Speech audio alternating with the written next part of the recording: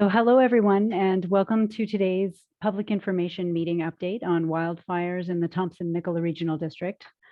My name is Michelle Nordstrom, and I'm the information officer here with the TNRD's Emergency Operations Center in Kamloops. Before we get started, I would like to take a moment and acknowledge that we connect with many First Nations communities across our vast regional district, and today are located on the Tk'emlúps-te territory, situated with the unceded ancestral lands of the Secwepemc Nation. The TNRD appreciates the partnerships that we have and respects the territory and land on which we are meeting from today.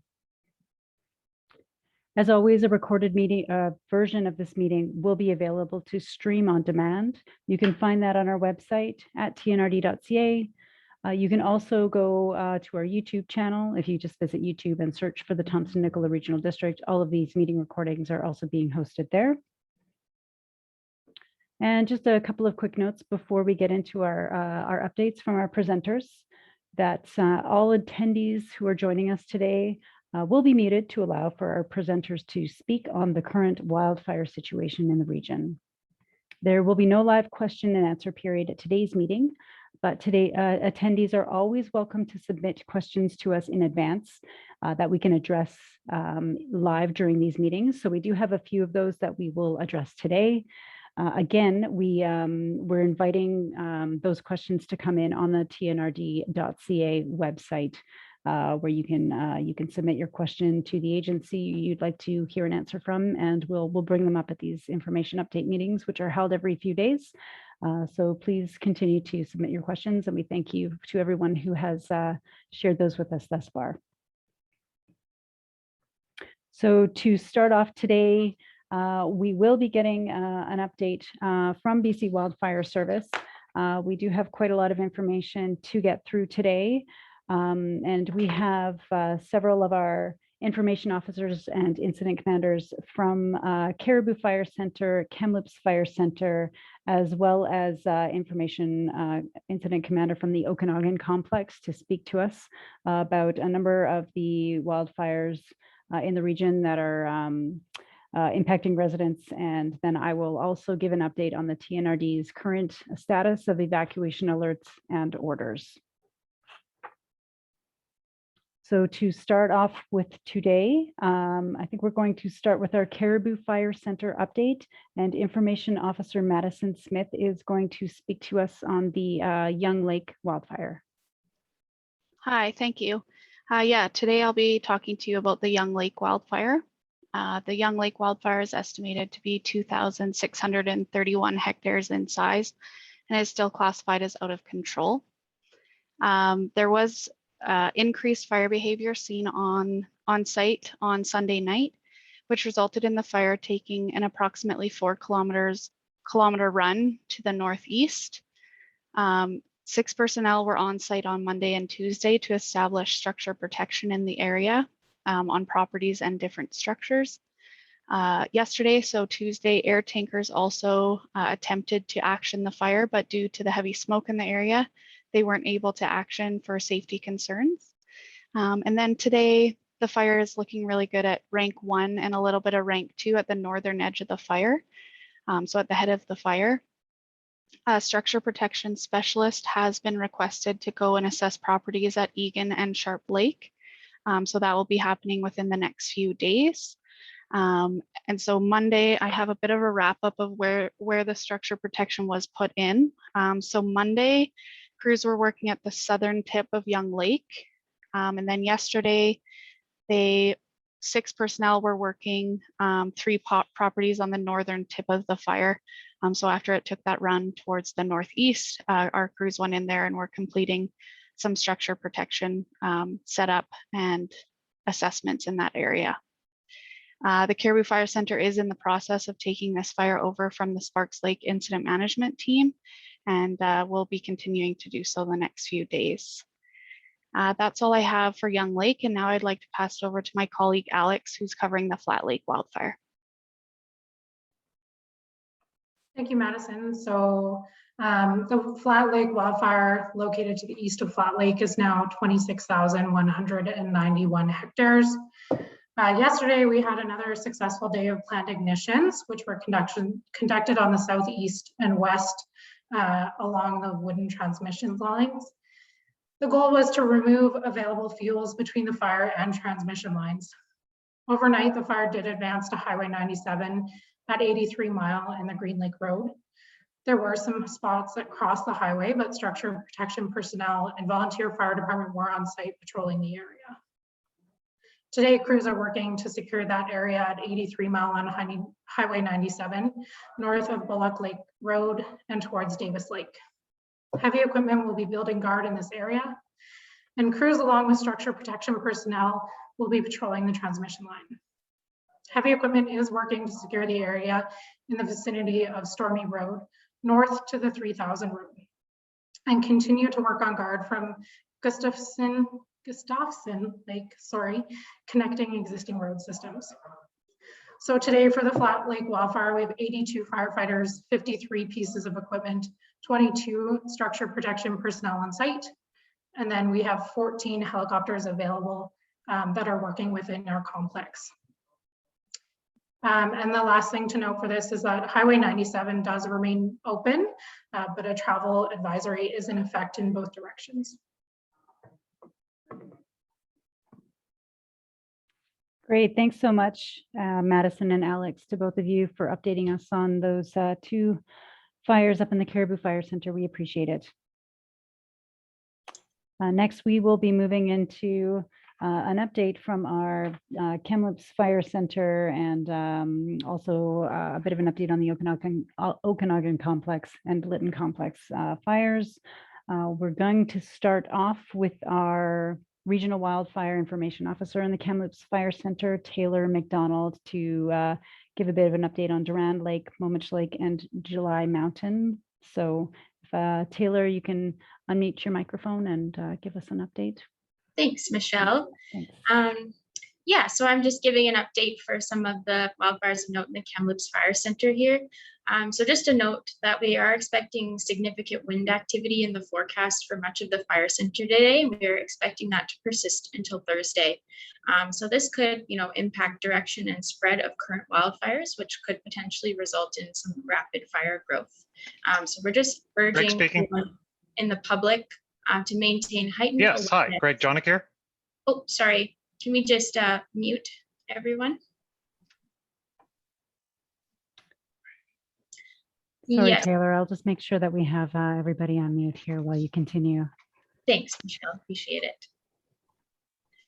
So we're just urging the public to maintain heightened awareness of the current wildfire situation during this time. So the first fire that I'll speak to is the Durand Lake wildfire. So it's currently still estimated to be 289 hectares in size and still classified as out of control. Today we have 26 personnel working on site, and they're continuing to work alongside their industry partners and have constructed a guard around 100% of the fire. Despite challenging winds that we've seen over the last few days, the fire has remained within its predetermined perimeter, and crews will continue to patrol for hotspots. And then I will go into the Momich fire here. So the Momich Lake wildfire is still estimated to be 2,500 hectares in size and still classified as out of control.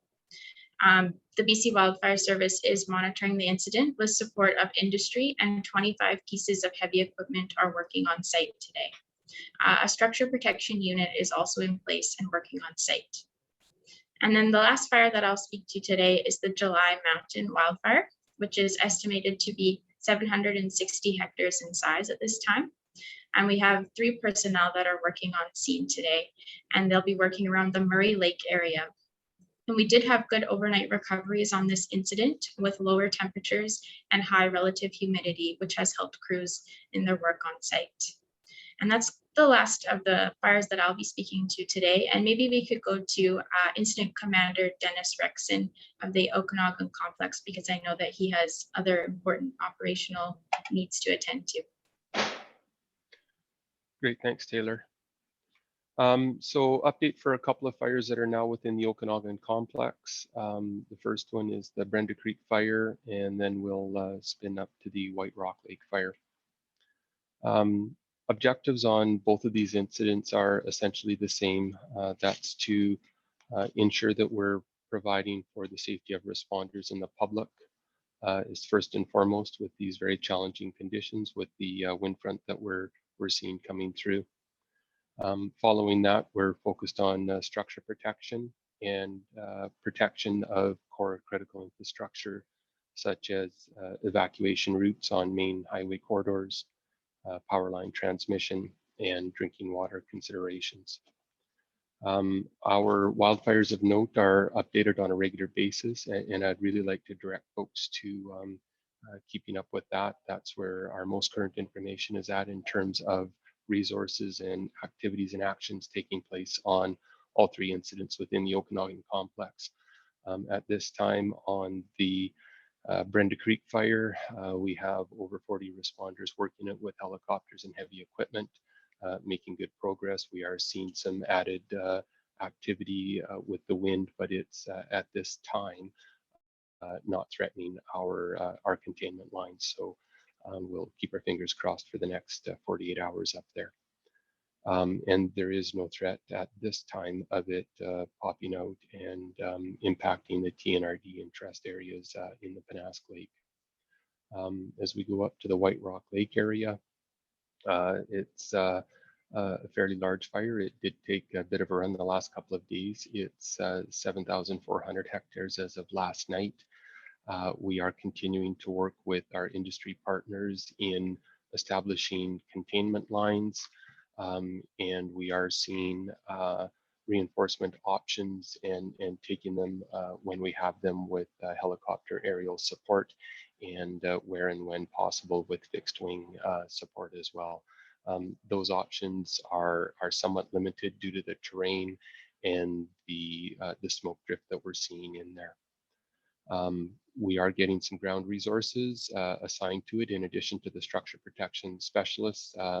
My understanding is that there is structure protection on majority of the residents of concern at this point in time, and they're continuing to make good progress. With that, we've also received, as of yesterday, an additional 20-person Type 1 unit crew that is engaged with the fire today. And on the 24th, we're expecting 112 firefighters from out of province to be providing support to our operations on that incident for the morning of the 25th. I think that's the salient information that I'd like to share at this point in time. And again, just a reference to the Wildfires of Note page for added and fairly open updates for public consumption. Thanks, Michelle. Thanks very much, Dennis. And yeah, if you do need to leave, any of our BC wildfire crew who are on the line with us, we understand it's a very busy time for everybody. So after you provided your update, if you are needing to leave the meeting, we understand and appreciate your time. So please feel free to leave the meeting after, or to leave the meeting after your update if you need to get back to your responsibilities and taking care of those fires out there for us. So thanks again, Dennis. Was Michael Mckay going to speak to anything in the Okanagan complex, or were we just getting that update from Dennis today? Hi, Michelle, it's Hi. Taylor. I think we'll just stick with Dennis's update for that one. Perfect. Yep, that's much appreciated. Thanks very much again. Okay, I think then we will go back into our agenda here. And next up on the list, I think we had John Large, who was going to join us, the incident commander for the Mckay Creek wildfire. So John, if I could ask you to unmute your microphone and we'll get an update from your side. Okay, I'm gonna try to leave the camera off. We're just having some technical difficulties, but can you hear me all right? Yep, you sound great, thanks. Perfect, thanks. Yeah, just an update on the Mckay Creek wildfire. It's currently around 25,000 hectares and still classified as out of control. We're averaging around 100 personnel. We're sort of seeing a transition with new crews and new incident management team in the next couple of days, but we should be averaging around 100 personnel on this incident. We've got 4 rotary wing aircraft and a number of pieces of heavy equipment. The last few days, we've really focused on some ignition operations on the south end to tie it into a ridge feature, just to control and any spread to the south. And we were successful at that yesterday afternoon. Crews are continuing to mop that up today and secure that part of the line. But we have started seeing some increased activity on the west and northwest side of the fire. It's been quite active, and with some of the conditions as spoken to today, we're expecting potential fire behavior and challenges there. Crews are currently working there with the helicopters and the heavy equipment, working on some direct and indirect actions. And yeah, that's kind of where we're at with that fire.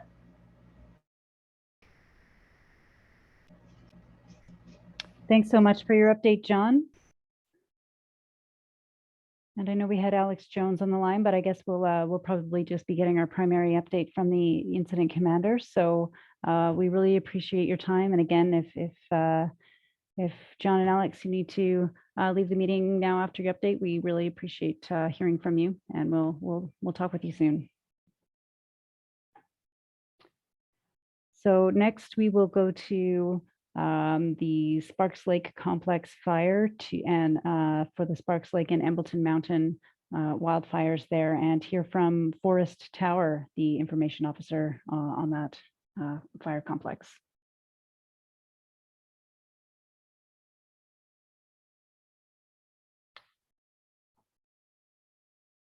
Forrest, are you with us? And if you could unmute your microphone for your update. Hi, can you hear me now? Sorry, Yes. Our internet just cut out for a sec.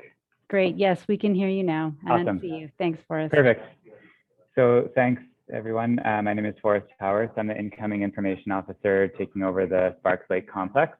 So currently, we have 2 fires within our complex that I will give an update on. So I'll start with Embleton Mountain, K21644. So this fire is 920 hectares estimated. It has seen a bit of growth in the last 2 days.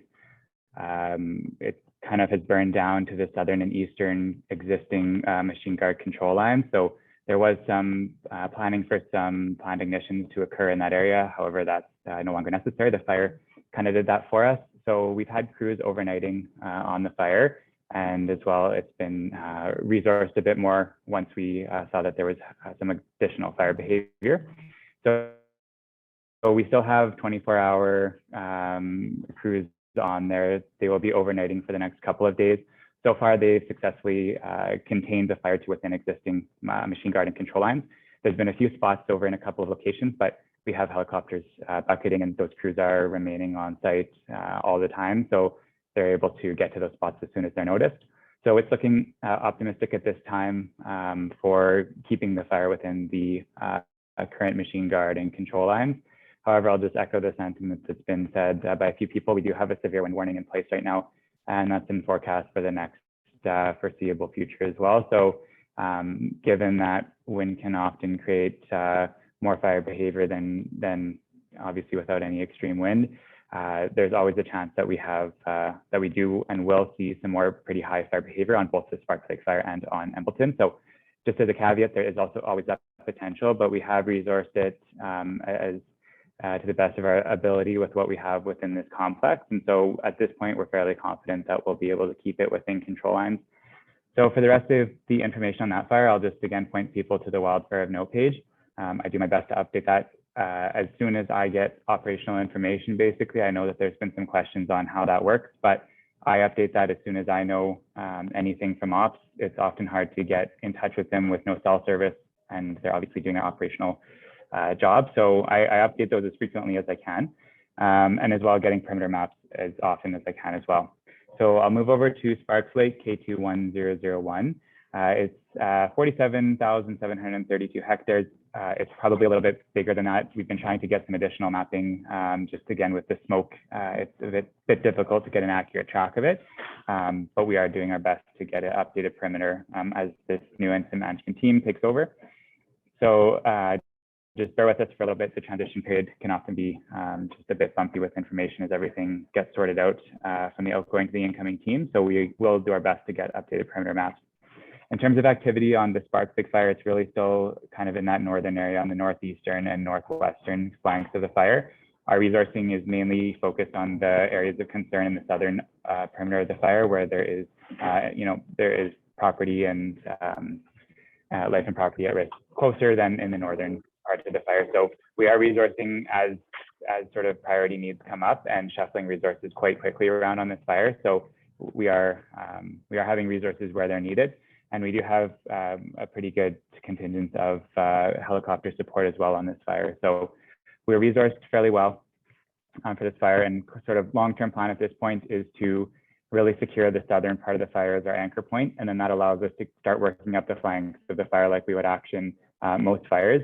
Just given the size of this one, it does take time to really get a safe anchor point before we can work up those flanks and then eventually get around the top. So this is a large fire and so has a lot of work to do. But again, for the other details as they are updated, I'll just point people to the Wildfire of Note.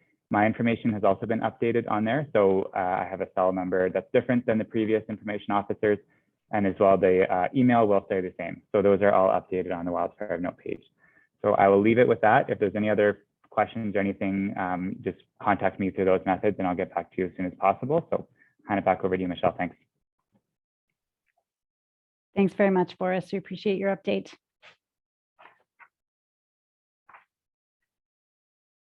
Those are some of the large fires in the area. I'll point to our TNRD evacuation orders and alerts map after we get our update from BC Wildfire as well, and we can just look at a few of those points, especially around the Sparks Lake wildfire area for those impacted properties within the TNRD. And next, I did see a question come through on our chat looking for an update on the Litten complex. We have Nicole Bonnet, the information officer on that one. We did put out an evacuation alert yesterday, which included Spence's Bridge. So if we have that information from Nicole, that could be timely to answer that question for our attendee. Yeah, are you looking for me to just do our full update now too as well? Yeah, let's go ahead and we'll do the whole update, Nicole, so we can provide the overview of what's happening with that entire Litten complex fire, and then that would be really helpful, and then I can talk about the alert after you're finished. Sure, that sounds good. Hello, my name is Nicole Bonnet, the fire information officer that is currently on the Litten complex. Similar to, I think I'll just start really quickly with the sort of wind topic that everybody's been talking about. Obviously winds with the wind advisory warning that's come out for this area for the next couple of days. While it's still relevant to these couple of days, it's also been quite relevant over the last basically 2 weeks on both the Litten Creek and Tremont Creek wildfire. A lot of the growth that we have seen has been heavily influenced by late afternoon winds. As an example, on the Litten Creek fire, they were gusting downslope upwards of 80 kilometers the other day, and we've seen similar gusting upwards of 60 on the Tremont one. But to dive more specifically into the Litten Creek wildfire, which is K71086, we were able to complete a scan the other day just based on smoke. We haven't been able to do an aerial track yet, but we've now updated the size to 15,664 hectares. It is still out of control. We do have firefighters, helicopters, heavy equipment, and structure protection personnel on site, but I will direct everybody to the Fire of Note page for resource numbers and things like that. We do have a fire camp in place, but for everybody on the call, similar to what Forrest has said, coming into taking over his incidents now, our team will be transitioning out in the next 2 days. We're at the end of our deployment. And the complex will be split in the next few days here just to make it a little more geographically logical. So the Litten Creek wildfire will be going to the same incident management team that is taking over the Mckay Creek wildfire, and the Tremont Creek wildfire will be going to Forest's team as well. So come end of day Friday or Saturday, look to those Fire of Note pages for the updated contact information like Forrest said, and we'll also be sending out a community bulletin again tomorrow, just letting everybody know that those changes have happened in case they miss the updates on the Fire of Note page there. And then as far as the activity right now out on the Litten Creek fire, The areas that we're seeing that are still the most active are the Botany and the Nikamin area, moving sort of north over towards Spence's Bridge. As you touched on, there is an alert in place there right now. Within the Botany, it's still burning at a higher elevation, so it's not down in the community area anymore, and crews are making good progress out there. And then in the Nikamin, not this night, but yesterday, the fire grew roughly 5 kilometers throughout the day, and the head of the fire was approximately like 6 kilometers of burning front.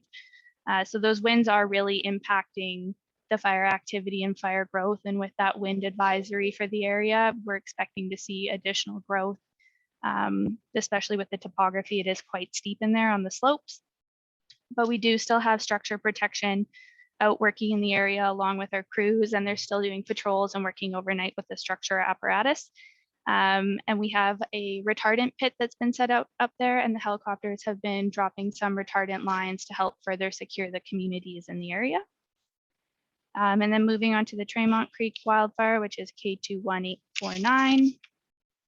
Similar to the smoke impacts that prevented aerial track the other day, we were able to conduct a scan, and we've now updated the size of that to 10,916 hectares.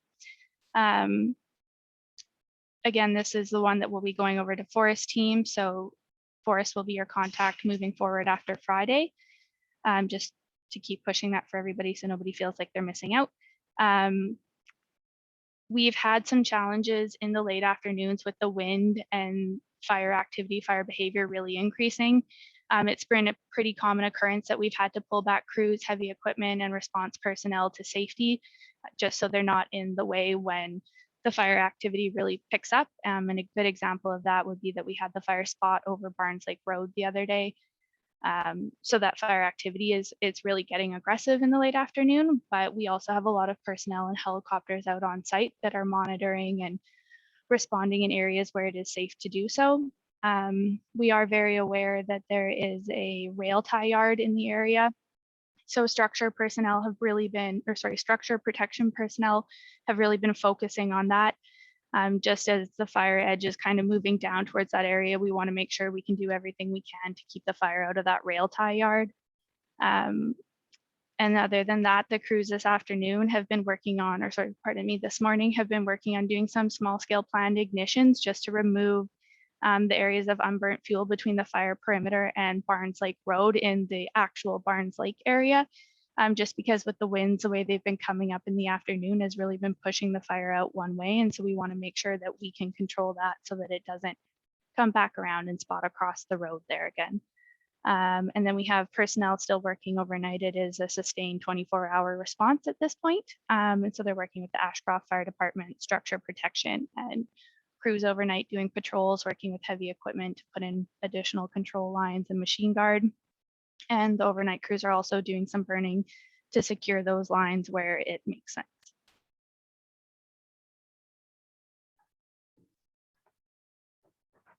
Thanks so much for your update on that. Litten Fire Complex from Nicole, we really appreciate that. And I think that's our list of all of our BC wildfire staff that we had invited today to speak on the various wildfires in the region, in the Kamloops Fire Center, Caribou Fire Center, and down into the Okanagan complex. So I do have just 2 questions. I'm hoping I can ask a couple of our staff that might still be on the line from BC Wildfire. But again, we really, really appreciate the time that you're taking to share this information with us publicly, with all of the residents, with everybody who is joining us for these calls. We thank you for joining us each time we hold these, and hope that you're finding all of this information valuable to sort of get an idea of all of the hard work that's going on by all of the crews that are working in a very difficult situation, obviously all over the province, and significantly within the regional district. We have had quite a lot of the wildfire activity kind of focused in here with some large and challenging wildfires. So again, we can't thank you all enough for everything you're doing for our communities and our residents. So I am just going to see if I might be able to ask a question of a couple particular wildfire staff. There are two for you, and then I'll kind of take over with the TNRD update before we close out the meeting. So the first question that we received in our public submission was regarding the Young Lake area wildfire. So I wonder if Madison might still be on to answer this one. Madison, are you still with us? Yeah, I'm still here. Okay, great. Well, I'll just go ahead and I'll read the question out and I'll see if you might have any update. And apologies, you might have already spoke to this when you gave your update earlier, but Okay. I just want to make sure that we address these for public who are taking the time to write. So the question that came in was, will structural protection units be deployed at Young Lake when required? Yeah, so I did briefly touch on that. So for the past 2 days and as well as today, we've had crews out there setting up structure protection on properties in the area. So on Monday, our crews were out on the southern tip of Young Lake, setting up structure protection. And then yesterday, so what are we at? Tuesday was yesterday. And there was 6 personnel setting up structure protection on properties on the northern tip of the fire. So just based on the priority of where the structure protection was needed, our crews did assessments of the area from the air and selected those 2 areas. And then today they're just out there making sure that everything they've had set up is running correctly and all the pumps have fuel and everything's water's getting to where water needs to be. Great, thanks very much, Madison. You're welcome. Okay, the next question I have for BC Wildfire is our final one that we had received. And this is kind of a general question. It wasn't an area specific question, so I'm not sure if we can maybe just speak to the area restrictions perhaps. But the question was, will back roads be closed to the operation of ORVs, which is an acronym for off-road vehicles, during this time? So I know that there are a number of different area restriction orders in effect around Sparks Lake and other wildfires. So if anyone might be able to speak to that at this time and just kind of let us know if there's an answer to that right now. Yeah, thanks, Michelle. It's Taylor. I can answer this question. So right now there is no broad forest closure across BC, but as you mentioned, there are multiple area restrictions on multiple of our larger fires in the area. So, just keeping in mind those area restrictions. And of course, our partners at Rec Sites and Trails and some of their partners as well have closed some of their off-road vehicle trails in and around the Kamloops area. And so at this time, they're encouraging, their users not to recreate in those areas just due to their tinder dry conditions and that as well. Great, thanks, Taylor. And yeah, I think that's a good advice considering the conditions that we're dealing with. It's been very dry. We haven't had precipitation, and of course we have some wind to contend with that is forecast to maybe be moving through. That could shift any of our wildfires and in the areas. So definitely take precautions if you are heading out into any of the backcountry areas or even traveling throughout the regional district. Right now, considering the very dry conditions and all of the wildfire activity. So always keep that in mind during these times. So with that, I'm just going to give a brief update from the Thompson-Nicola Regional District, and then we'll kind of wrap up the meeting for today. So again, I just wanted to say thank you very, very much for everybody from BC Wildfire who was able to join us today. We always appreciate hearing all the work that's going on, and we will chat with you again in a few days' time to get the latest. So thanks very much, and take care, BC Wildfire. So I'm just going to answer another question that had come in through our public submissions.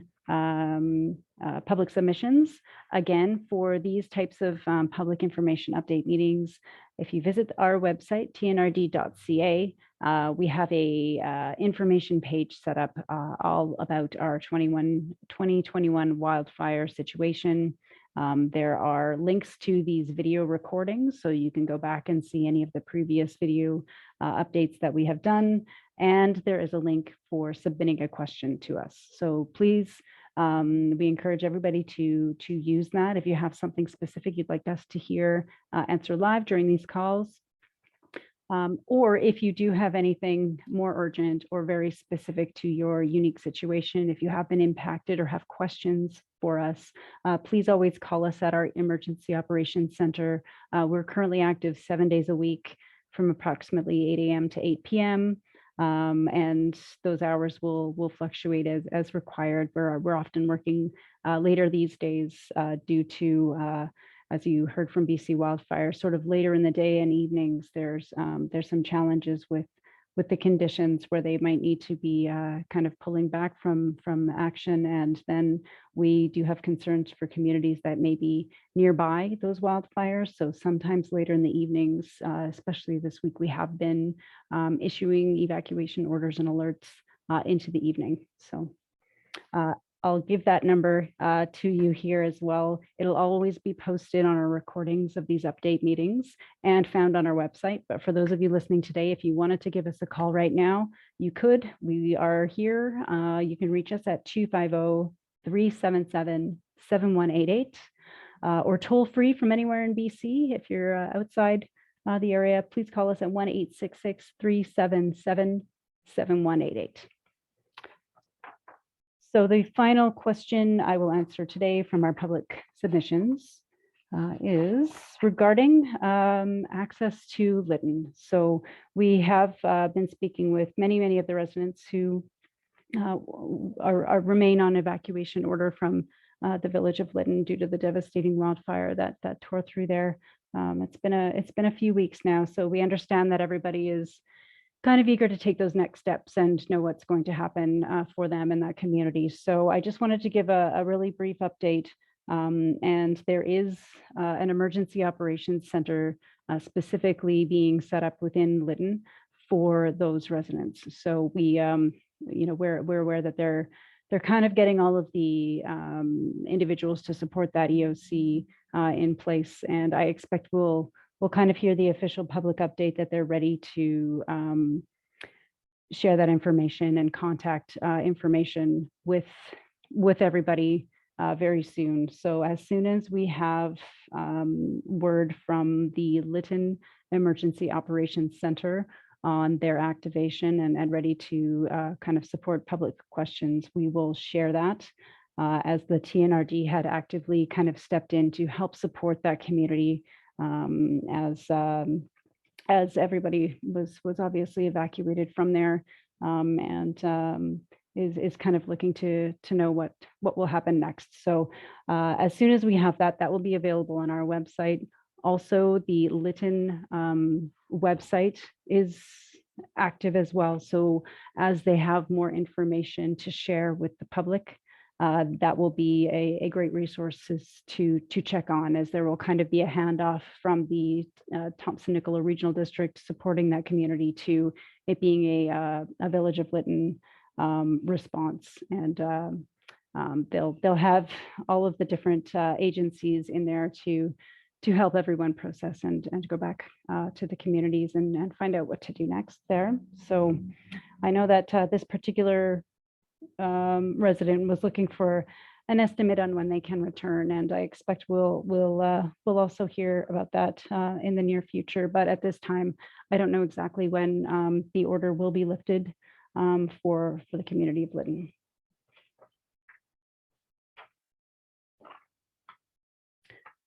So just to close things out here, let's see.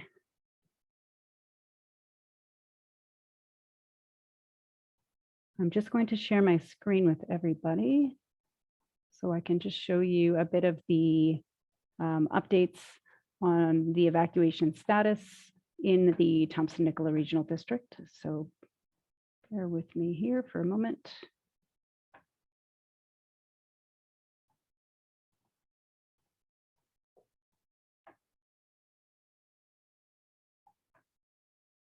Okay. So everybody should be seeing my screen on your device, however you're joining us today. And this is the Thompson-Nicola Regional District's evacuation status interactive map. So as you can see, there is a lot going on here. I just wanted to give a bit of an update on our active evacuation orders and alerts that are here just within our regional district, and sort of just give you a little bit of a reminder on how to use this map as people are trying to find out what's happening in their communities or near their homes. So when you visit this dashboard, it is available right on the TNRD.ca website. I'll also share that the website before we wrap up the call today, just to make sure everybody is able to find what they're looking for when they're visiting us. So currently, you'll see on the right-hand side of my screen here, the number of active evacuation orders and active evacuation alerts. As of, this was last updated an hour ago. As of now, today, this is active 23 evacuation orders just within the Thompson-Nicola Regional District, and 28 active evacuation alerts also just within our regional district. For some context, I did see an update from the province of BC, who shared the entire provincial active evacuation orders and alerts. And within the province of BC, there are 44 active evacuation orders. So half of those in the entire province of BC are within the boundaries of the Thompson-Nicola Regional District. And again, active evacuation alerts in the entire province of BC as of yesterday evening was 74. So 28 of those evacuation alerts are also within the Thompson-Nicola Regional District boundaries. That, I believe, as of this morning, is about 15% of the area of the Thompson-Nicola Regional District. So you kind of see the visual when you're looking at this map here.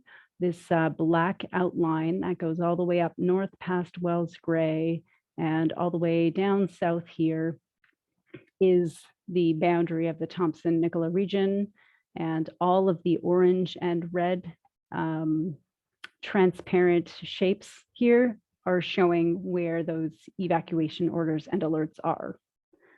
So I'm just going to zoom in a little bit, and I'll just show you a brief overview here so you can kind of see when you want to know what's going on here, or what wildfire is this. We do pull in database or data from the BC Wildfire dashboard as well. So this one here that I'm clicking on is the Sparks Lake wildfire. I believe this is the largest wildfire within BC right now.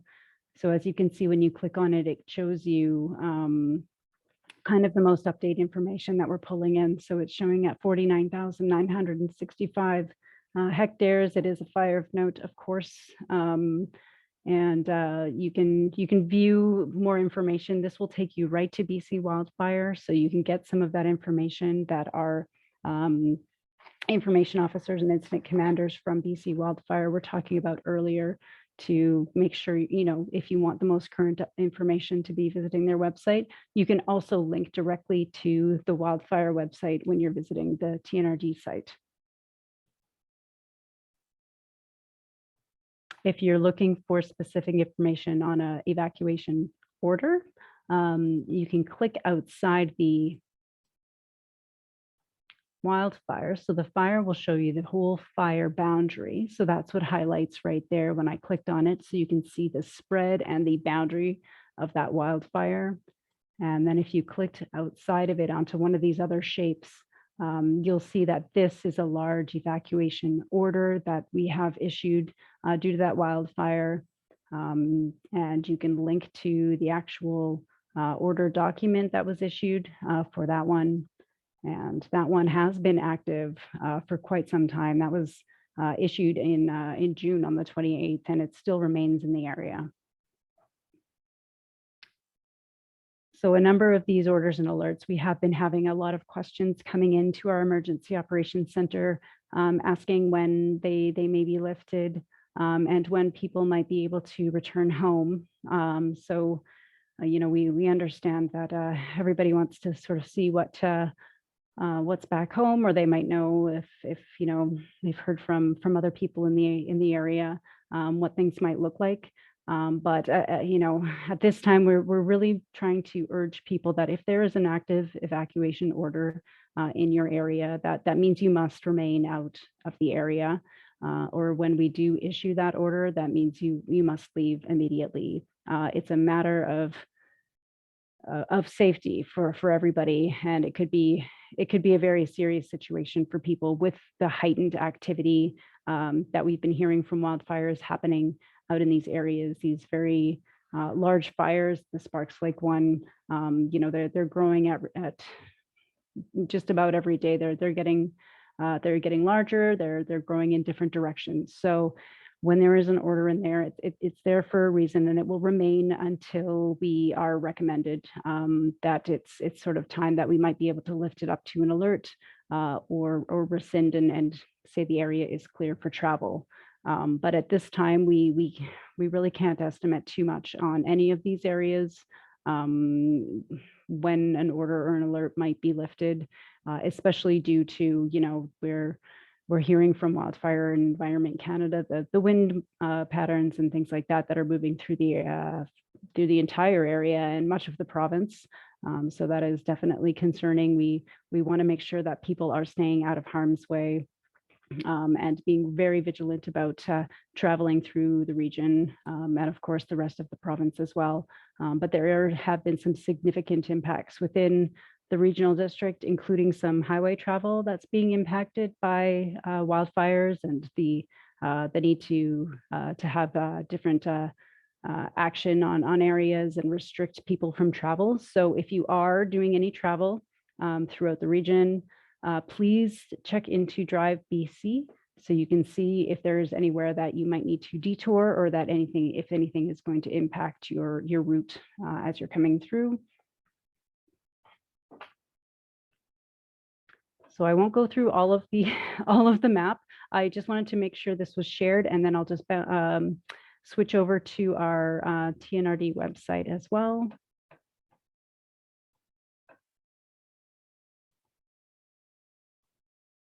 And I'll just show you where you can make sure you're coming to find all of this information.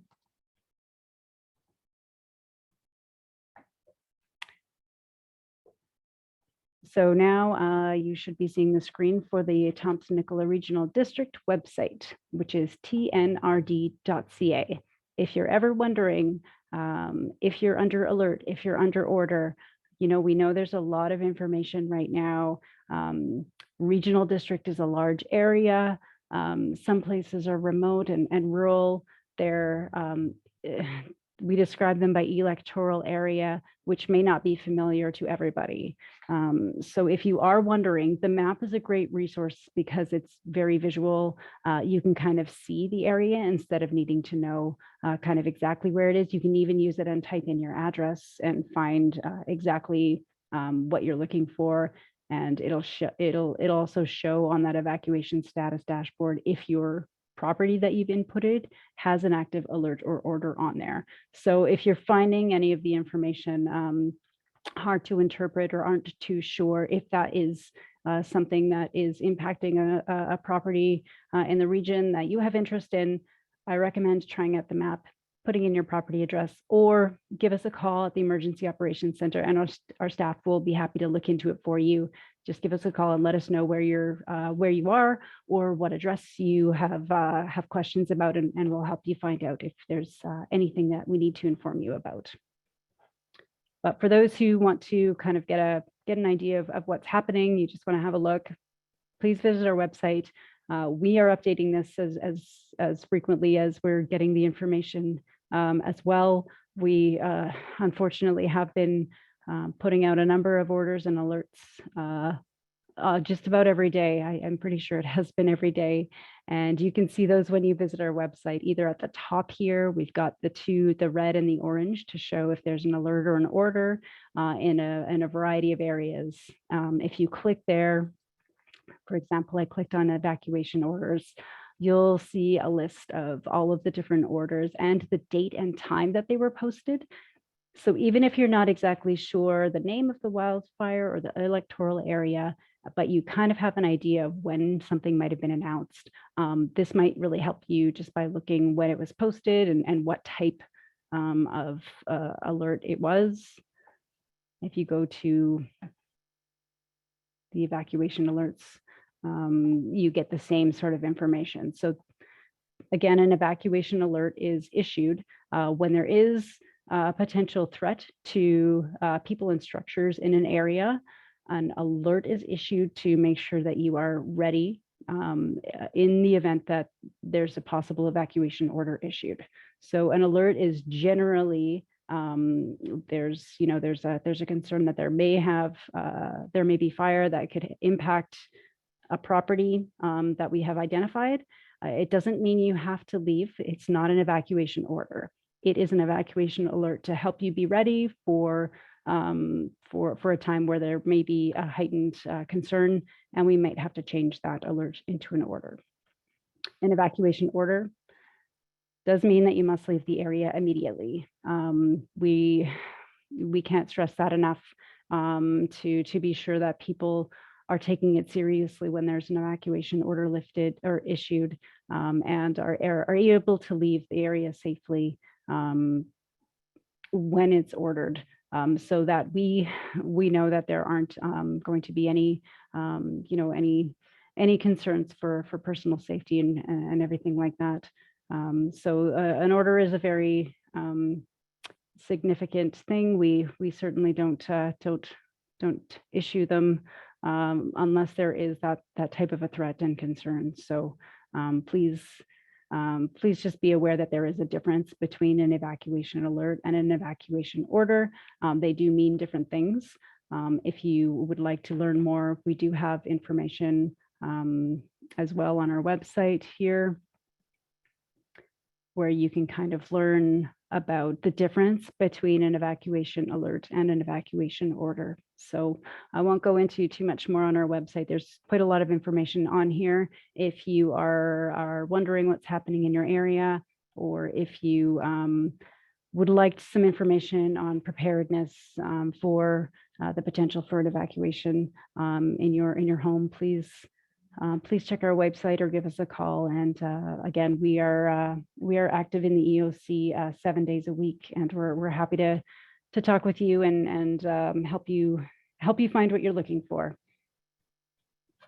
A couple last things before the meeting wraps up here. For those who are looking for information on some next steps, if you have been evacuated from your property, you may still be on evacuation order. You might be wondering what the process is if you're needing information on insurance claims. If you have any questions at all, we have opened up a Resiliency Center that is based here in Kamloops.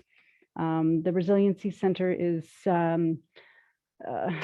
we kind of call it a one-stop shop for people who have questions and are looking for answers on what happens next. So you can go there in person, although we know a lot of evacuees have been displaced to various areas. So if you're not in Kamloops, not to worry. You can always call or email with your questions, and they can kind of help you with your next step questions regarding insurance claims, starting the paperwork process, anything that you kind of are unsure about at this time.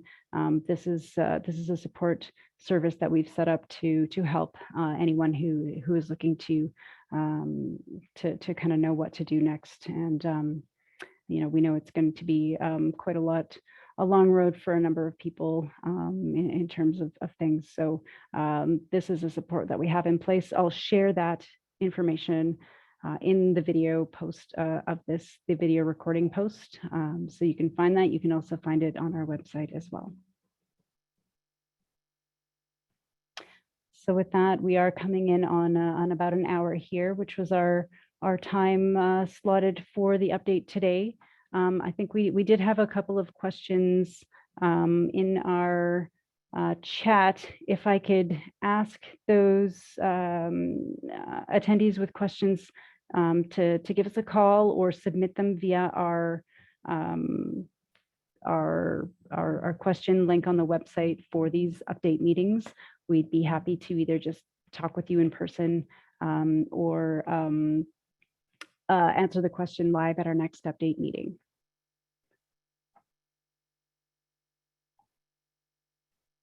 And with that, I am just going to say thank you very, very much to everybody who joined us today and who has been joining this update call. We will hold them every few days as needed. They could be more frequent depending on different updates we need to be providing.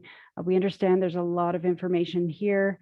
So we really appreciate your joining us and listening in to get a bit of a better understanding of some of the wildfires that are happening throughout the region.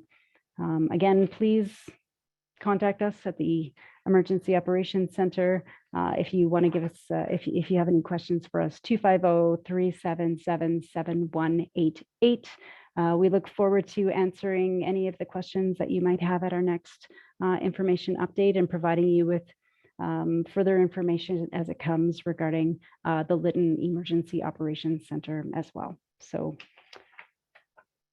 thank you for spending some time with us today, and take care out there, and please be safe, and look to all of the channels that we have at channels of information that we have with all of this information to provide to you.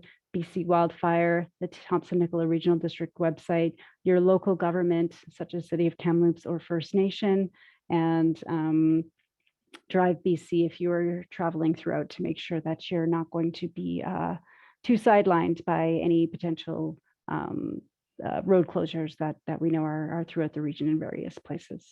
So with that, we'll say thank you again, and we will see you next time to join us. We should be holding the next one within 3 days. Take care and be safe.